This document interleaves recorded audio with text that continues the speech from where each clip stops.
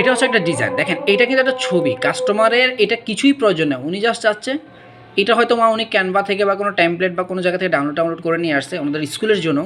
Just ওরা কী করবে, এটাকে একটা A2 সাইজ মানে 60/40 সাইজে প্রিন্ট করতে চাচ্ছে, আর কিছুই না। সো আমাদেরকে কী করতে হচ্ছে, শুধু এটাকে ক্যানভাতে আমি আপ স্কেল করে নিচ্ছি।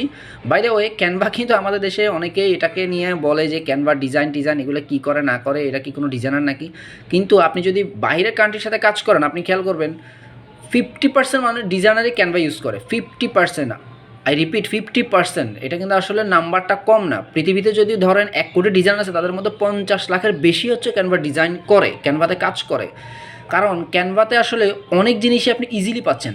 এখানে আমি আপনাদেরকে আজকে বিস্তারিত বলবো না, জাস্ট এতটুকু বলবো, ইমেজ আপস্কেল করার জন্য ক্যানভা হচ্ছে one of the best AI tool use করতেছে।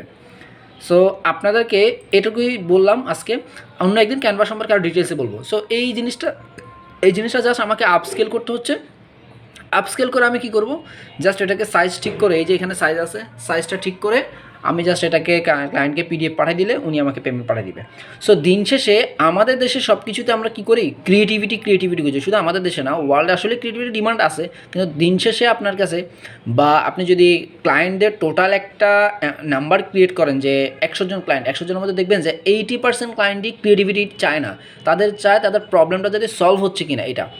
সো অনেকেই বলে, দেখবেন আপনার সিনিয়র যারা আছে, সিনিয়র ডিজাইনার, তারা দেখবেন যে একটা কাজ খুব নর্মালি করে, তারা কিন্তু খুব বেশি ক্রিয়েটিভিটি এফোর্ট দেয় না। তারা হচ্ছে কি কমিউনিকেশন, তারপরে ক্লায়েন্টের যে নর্মাল প্রবলেমটা, সেই প্রবলেমটাকে জাস্ট ইজি ওয়েতে সলভ করে দিচ্ছে, এবং দেখা যায় একটা ডিজাইনের জন্য $200, $300, $500 চার্জ করে ফেলতেছে।